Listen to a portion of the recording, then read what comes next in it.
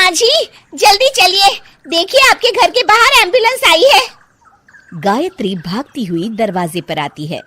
तभी उसकी बहू चांदनी को एम्बुलेंस से बाहर लाया जाता है। हे भगवान, ये मेरी बहू को क्या हो गया? एक्सीडेंट हो गया माँ जी। अरे लेकिन ये कैसा एक्सीडेंट है? चोट तो कहीं नजर नहीं आ रही। अरे माँ जी, दिमाग में अंदरूनी चोट लगी है और ये अपनी याददाश्त खो बैठी है। हैं? मेरी बहू याददाश्त खो बैठी है, अब क्या होगा?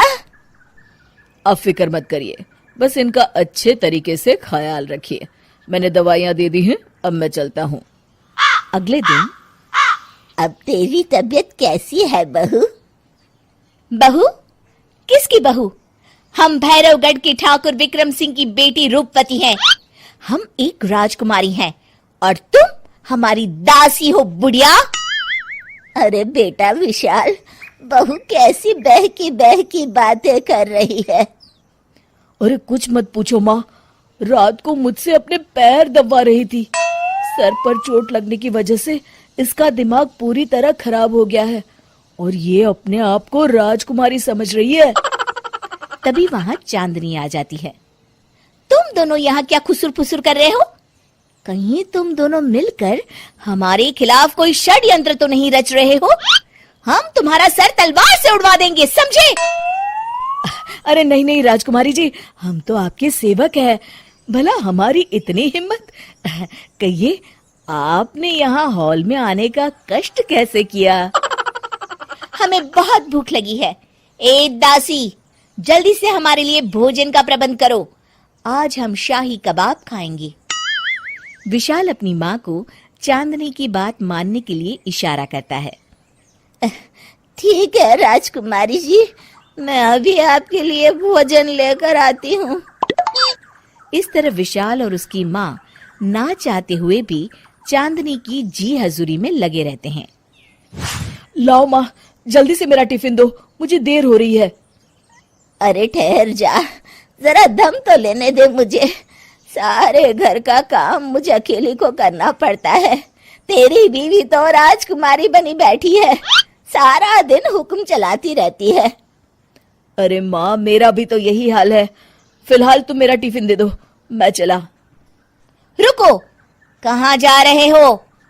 अरे मर गया रे, ये कहाँ से आ धमकी? आज हमारा जुहू चौपाटी घूमने का मूड है और हमें अपने लिए नई साड़ियाँ भी खरीदनी है। चलो जल्दी से अपना वाहन निकालो और हमें ले चलो। अरे अब तो मैं गया काम से। अगर आज मैं वक्त पे ऑफिस नहीं पहुंचा तो मेरा बॉस मुझे नौकरी से निकाल देगा। मरता क्या न करता। आखिरकार विशाल चांदनी को घुमाने ले जाता है और चांदनी अपने लिए ढेर सारी शॉपिंग भी करती है। ए दासी, टीवी पर कपिल शर्मा के आने का समय हो गया है, जल्दी से टीवी शुरू करो। अरे वाह, कपिल शर्मा तुझे याद है, बाकी कुछ याद नहीं।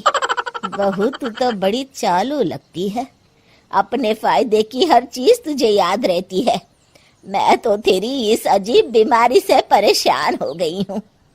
अगले दिन, अरे डॉक्टर साहब, आप इतने दिन से मेरी बहू का इलाज कर रहे हैं, लेकिन उसकी बीमारी तो सुधरने के बजाय और बढ़ती जा रही है।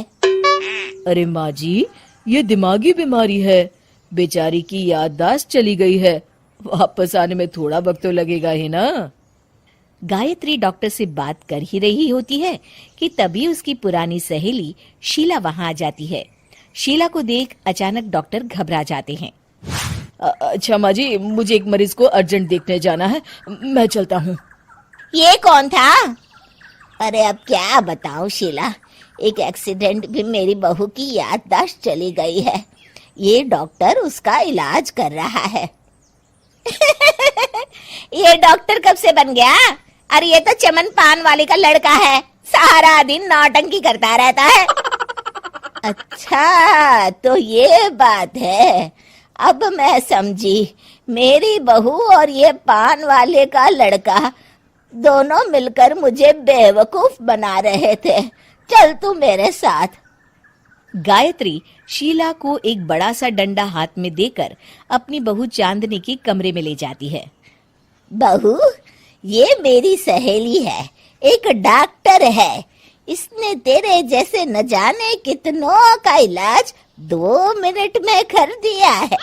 इसका कहना है कि सर पर जहाँ चोट लगी हो, अगर उसी जगह दोबारा किसी बड़े डंडे से जोर से मारा जाए तो मरीज की याददाश्त वापस आ जाती है। देख, हम डंडा भी लाए हैं। अपनी सास की बातें सुनकर और हाथ में बड़ा डंडा देख चांदनी घबरा जाती है। अरे बाप रे, मैं तो फंस गई। इस डंडे की एक बार की वार से ही मैं तो चारों खाने चित हो जाऊंगी। अब क्या करूं, क्या करूं, क्या करूं? लेकिन गायत्री, डंडा सर पर ठीक उसी जगह लगना चाहिए जहाँ चोट लगी है। अरे तू चिंता मत कर, 2-4 बार मारूंगी तो एक बार तो सही जगह लग ही जाएगा ना। चल बहू, तैयार हो जा। अरे नहीं नहीं माँ जी, मुझे मत मारिए। दरअसल घर के काम करने से बचने के लिए मैंने ये सब नाटक किया था। मुझे माफ कर दीजिए, मैं कान पकड़ती हूँ। दोबारा ऐसी गलती कभी नहीं करूंगी।